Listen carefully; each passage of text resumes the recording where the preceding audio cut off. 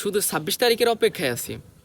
26 তারিখ আসুক, তোমাদের দেখাইয়া দেবো যে আমিও টাকা ইনকাম করতে পারি, বুঝো নাই?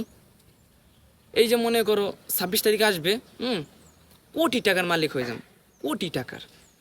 ওই ভাবতেছি এত টাকা গুনতে গুনতে হাত ব্যথা হয়ে যাবে, তার জন্য টাকা গোনার একটা মেশিন কিনবো। কারণ হামেস্টার আমাকে 26 তারিখে নিম্নে কয়েক কোটি টাকা দিবে। তো সেই টাকা দিয়ে ভাবতেছি একটা R15 ভার্সন 3 কিনবো। আর হচ্ছে খালি বাইক চালালে তো হবে না, একটা হেলিকপ্টারও কিনবো, কারণ আকাশ দিয়েও তো উঠতে হবে।